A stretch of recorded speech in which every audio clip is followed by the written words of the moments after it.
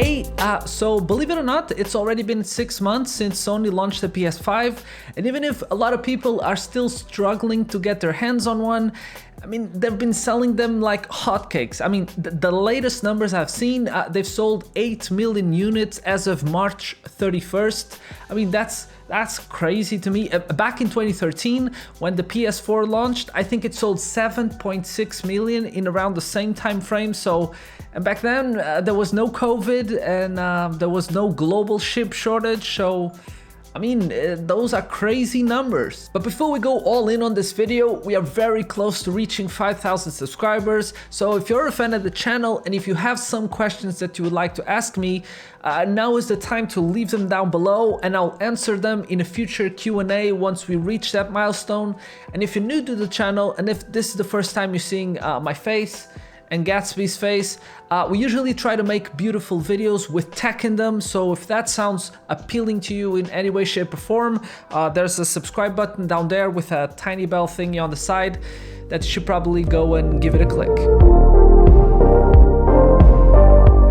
Back to the PS5, and to me, buying one was always a no-brainer. I've owned a PS3 and a PS4, so when they announced that the PS5 was going to be backwards compatible with PS4 games, I always knew that the play was going to be sell my PS4 as soon as possible and use that money for the PS5. Most of my games were digital, but I still had some in disc form that I didn't want to lose, so I went with the disc version, but to be honest, for most people, just saved $100. Also, keep in mind that I try to play most of my games on this PC back here that we made a video not too long ago. I'll link it all the way up there and in the description, but I mostly buy my consoles to play the Sony exclusives as they are coming out, of course, and it has been very refreshing to see over the past couple of years games like Horizon Zero Dawn and Days Gone eventually coming out on the PC. I see that as a great thing as a gamer in general. The first thing you notice when you take the console out of the box is just its massive size and its polarizing design. And I don't know about you, but I hate how it looks horizontally.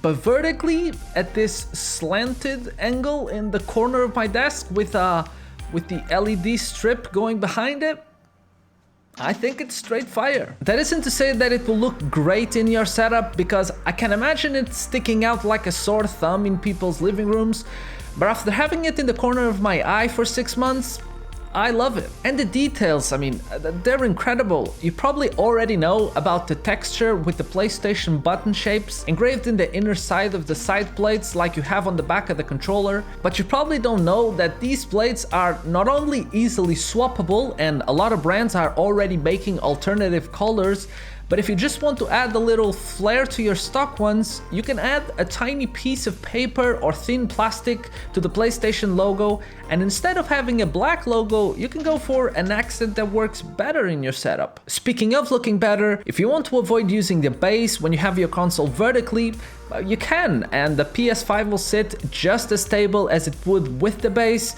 and you're not really obstructing much of the air intake. And here lied my first concern. I mean, straight out of the box, the PS5 is whisper quiet, and if you open a PS5 game, it will still stay very quiet. And 6 months later, filled with a decent amount of Gatsby's hair after his winter shedding, it's still just as quiet as before, but I probably should clean it. I mean, it's so refreshing to see these days a console coming out that is whisper quiet. And if you know me with my water-cooled computers, nothing gets my inner geek more excited than a package that is small, it's high performance, and it's whisper quiet.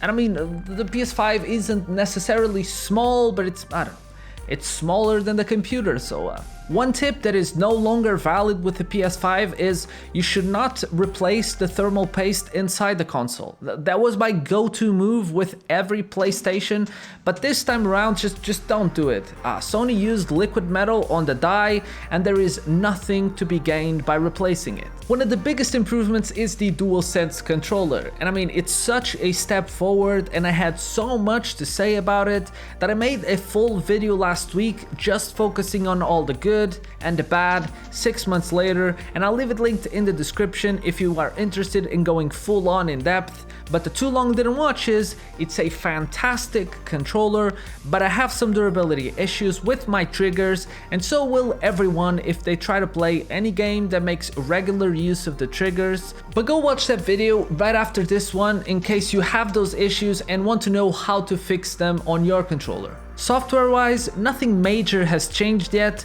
You still can't add an internal NVMe SSD to expand the storage, but you can now transfer PS5 games to an external hard drive. You can't play them from there, you have to transfer them back to the very fast internal storage, but this is a nice way to have more games available if your internet isn't particularly fast. You still can't natively output 1440p from the console.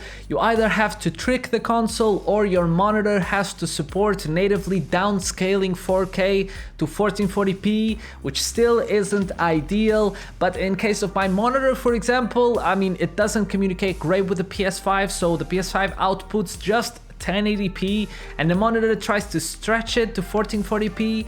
It's definitely not ideal, and I would just hope that Sony supports this in the future. The Xbox Series X supports it, and you get a very crisp and clear image when connecting it to a 1440p monitor, but I don't think Sony is going to be running in order to provide us with this update because, let's be honest, we are a very small minority to them. Game selection for the past 6 months has been good.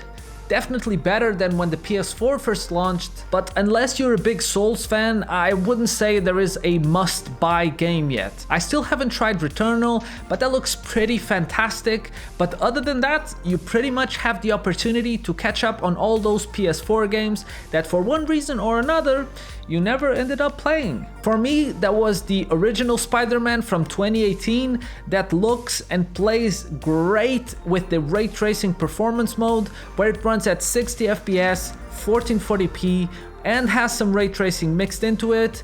But you also have 60 FPS 4K God of War, Days Gone also in 4K 60. They look and play better than ever before. We're still missing PS5 improved versions for all of Naughty Dog's games, and I can't wait to replay The Last of Us Part 2 at 4K 60 and the rumored Last of Us remake with the Part 2 engine that should eventually come out. So as you can see, there's a lot of games already here and a lot of them to come, so the future for Sony exclusives looks nothing but bright at this point. But after watching this, if you're still left aching because you can't find a PS5 in stock and you just want to play your games, I mean, trust me, there isn't any killer game out yet, and by the time this entire stock thing is sorted, you'll have Horizon Forbidden West and the new God of War and the new Gran Turismo and FIFA and PES with the new engines and the improved everything, and then you'll just enjoy it all the more. And until then, most AAA games are still going to be coming out on last gen. I mean, Battlefield 6, for example, and particular multiplayer games, if you play a lot of multiplayer games, they're still going to be coming out cross-gen because just don't want to miss out on people playing on both sides. So yeah. 6 months in, do I regret purchasing my PS5? I absolutely do not, and I've enjoyed all the improved versions for the PS4 games that I haven't played before, and the controller, like I said on the video, is my favorite controller ever, and a clear indication of what the future holds for the next generation of games to come out on the PlayStation. Oh, but you're here, but it's nothing to do with the PlayStation, the controller, any game, software, hardware, nothing to do with that. You're just here to see that guy sleeping. I'll see what he's up to. Hope you enjoyed this video. If you did, consider subscribing. We're very close to 5,000 subs. And if you want to leave me a question to be answered in a video form, you already know what to do down there. Okay, bye.